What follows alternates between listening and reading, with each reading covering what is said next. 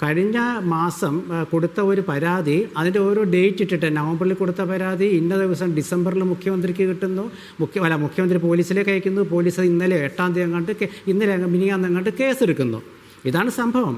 അവിടെയാണ് KPCC പ്രസിഡന്റിന് ഒരു പരാതി കിട്ടിയപ്പോൾ ആ പരാതി വേറെ ഒന്നും ആലോചിക്കാതെ അദ്ദേഹം അങ്ങോട്ട് ഫോർവേഡ് ചെയ്തു. അതിൽ KPCC പറഞ്ഞൊരു കാര്യങ്ങളുണ്ട്. അതിലൊരു ഫ്രം അഡ്രസ്സ് ഇല്ല, ആരാണെന്നില്ല, ഒന്നുമില്ല, ഒരു പരാതി. ആ പരാതി കിട്ടിയപ്പോൾ ഇമെയിൽ വന്ന പരാതിയാണ്. ആ ഇമെയിൽ അഡ്രസ്സ് മാത്രമേ ഉള്ളൂ.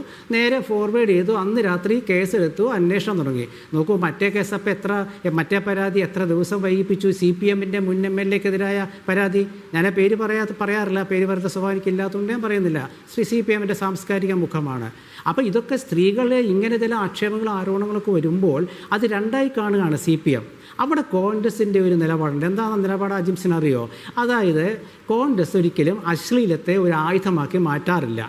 അല്ലെങ്കിൽ അവർക്ക് ഇന്നത് മാറ്റായിരുന്നല്ലോ. പഞ്ചായത്ത് തിരഞ്ഞെടുപ്പ് ഇന്നലെ നടന്നതല്ലേ, ഇന്ന് ഉന്നയിക്കാമായിരുന്നല്ലോ, വളരെ രൂക്ഷമായ രീതിയിൽ പ്രതികരിക്കാമായിരുന്നല്ലോ. മുൻ MLA അല്ലേ, നേതാവ് CPMകാരൻ തന്നെയാണല്ലോ. പക്ഷേ എന്തുകൊണ്ടാണ്? അത് കോൺഗ്രസിൻ്റെ ഒരു ശൈലിയല്ല. അതുപോലെ ഏതെങ്കിലും ഒരു വിധി വന്നാൽ ആ വിധി പ്രഖ്യാപിച്ച ജഡ്ജിയുടെ പൂർവ്വകാല രാഷ്ട്രീയം നമ്മുടെ നാട്ടിലെ ഇപ്പോഴത്തെ ഒരു തലമുറയിൽ ഏത് ന്യായാധിപനാണെങ്കിലും ഏത് അഭിഭാഷകരാണെങ്കിലും അവരുടെ വിദ്യാർത്ഥി രാഷ്ട്രീയ കാലത്തൊക്കെ അവർക്ക് രാഷ്ട്രീയം ഉണ്ടായിരിക്കാം. പക്ഷേ അവരൊരു സ്ഥാനത്തെത്തിയാൽ ആ സ്ഥാനത്ത് അവരെങ്ങനെ പെരുമാറുന്നു എന്നുള്ളതാണ്. അപ്പോൾ നമ്മുടെ ഈ നടിയെ ആക്രമിച്ച കേസിലെ വിധി പ്രഖ്യാപിച്ച ജഡ്ജിയുടെ പൂർവ്വകാല ചരിത്രം കോൺഗ്രസ്സുകാരെങ്കിലും ചകഞ്ഞു പോയോ? എന്താ കാരണം? അതൊരു ന്യായാധിപ കൃത്യമായ ഒരു നീതി നിർവഹണം നടത്തി. അതിൽ അഭിപ്രായ വ്യത്യാസങ്ങൾ കോൺഗ്രസ്സിലുണ്ട്, അഭിപ്രായം എന്നുള്ള ശരിയാണ്. കാരണം ഒരു സിനിമാ രാഷ്ട്രീയമാണ്. സിനിമാ രാഷ്ട്രീയത്തിൽ ഒരാൾക്ക് അനുകൂലമായ ഒരു വിധി വരുമ്പോൾ ഒരുപക്ഷെ അദ്ദേഹത്തോട് താല്പര്യമുള്ളവർ അങ്ങനെ ഒരു പരാമർശം നടത്തും. പക്ഷേ അപ്പോഴും KPCC ഒരു കാര്യം പറഞ്ഞു, ഞങ്ങളുടെ നിലപാടിതാണ്, KPCC നിലപാടിതാണ്. UDF കൺവീനർ പറഞ്ഞതല്ല നിലപാട്, KPCC നിലപാടിതാണ്.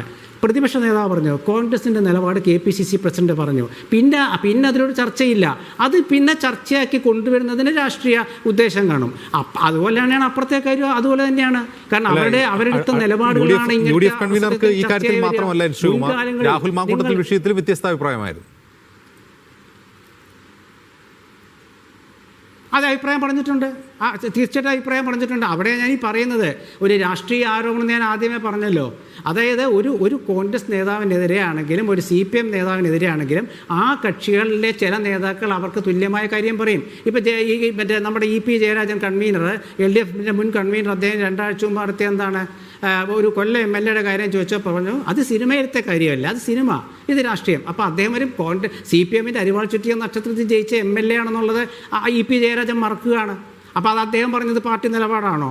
അത് അദ്ദേഹത്തിൻ്റെ അഭിപ്രായം. അത് ഞാൻ പറഞ്ഞ അങ്ങനെയൊക്കെ ഒരുപാട് വിഷയങ്ങൾ നമ്മുടെ നാട്ടിൽ നടക്കും. പക്ഷേ പൊതുവായൊരു വിഷയം എന്താണ്? കോൺഗ്രസ്സിന് ചേരാത്ത രീതിയിൽ പെരുമാറിയ ഒരു യൂത്ത് കോൺഗ്രസിൻ്റെ മുൻ പ്രസിഡന്റിനെ പാർട്ടിയിൽ നിന്ന് ഡിസ്മിസ് ചെയ്തു, പുറത്താക്കി. അത് ഒരു നിലപാടെടുത്തു, അതൊരു നിലപാടാണ്. രണ്ടാമത്തെ നിലപാട് എന്താണ്? പരാതി കിട്ടിയപ്പോൾ ആ പരാതി വെച്ച് താമസിപ്പിക്കാതെ അപ്പം തന്നെ മുഖ്യമന്ത്രിക്ക് കൈമാറി, അത് രണ്ടാമത്തെ നിലപാടാണ്. പിന്നെന്താണ്? ഈ വക വിഷയങ്ങളൊന്നുമല്ല ഈ പഞ്ചായത്ത് തിരഞ്ഞെടുപ്പിൽ ഞങ്ങൾ ഉന്നയിക്കുന്ന ഒരു പൊതു താല്പര്യമുള്ള വിഷയമുണ്ട്.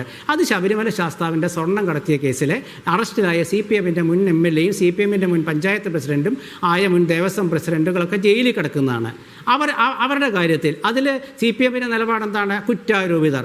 കോൺഗ്രസിന് ഇപ്പുറത്ത് പറയാമല്ലോ, കുറ്റാരോപിതരാണ്, അല്ലെങ്കിൽ തെളിവില്ല, അല്ലെ പരാതിയില്ല. ഇവിടെ നമ്മുടെ ശ്രീ പ്രേംകുമാർ ആദ്യം ഞാൻ ചർച്ചയിൽ അദ്ദേഹം പറയുന്നത് കേട്ടു, ഒരു VD സതീശൻ്റെ നാട്ടുകാരിയായ ഒരു യുവതി പരാതിപ്പെട്ടു. അവർ ചില ചർച്ചകളിൽ വേറെ ചില പറയാറുണ്ട്, പ്രേംകുമാർ അത് പറഞ്ഞത് എനിക്കറിയില്ല, ഞാൻ മുഴുവൻ കേട്ടില്ല. അവർ കോൺഗ്രസിൻ്റെ ജാഥയിൽ പങ്കെടുത്ത ആളാണെന്നൊക്കെ പറയുന്നുണ്ട്. അവർ തന്നെ ഏതോ ഒരു ചർച്ചയിൽ ഞാൻ പറയുന്നത് കേട്ട് എൻ്റെ ഒരു കമ്മ്യൂണിസ്റ്റ് കുടുംബമാണെന്ന്. അപ്പോൾ ഞാനതൊന്നും രാഷ്ട്രീയമാക്കില്ല. കാരണം സ്ത്രീ ഒരു കാര്യം പറയുമ്പോൾ അവരുടെ രാഷ്ട്രീയം ചകഞ്ഞു പോകുന്നതൊന്നും ഒട്ടും ശരിയല്ല. പക്ഷേ രാഷ്ട്രീയ കക്ഷികൾ നിലപാട് സ്വീകരിക്കുമ്പോൾ അതിലേത് നിലപാടാണ് ശരി? നിങ്ങളുടെ നിലപാട് ഇതാണ്, ഞങ്ങളുടെ നിലപാട് ഇതാണെന്ന് പറയുമ്പോൾ ഞങ്ങളുടെ നിലപാടാണ് ശരി എന്ന് പറഞ്ഞിട്ട് നിങ്ങളുടെ നിലപാട് തെറ്റ്, അപ്പോൾ അതേ വിഷയത്തിൽ ഈ നിലപാട് മാറ്റുകയാണ്. അത് ശരിയാണോ അജിംസെ? അതാണിപ്പോൾ കേരളം ചർച്ച ചെയ്യുന്നത്. അതാണ് അതുകൊണ്ടാണ് ഇത് വലിയ രാഷ്ട്രീയ വിഷയമായിട്ട് പൊതുസമൂഹം ഏറ്റെടുക്കാത്തത്.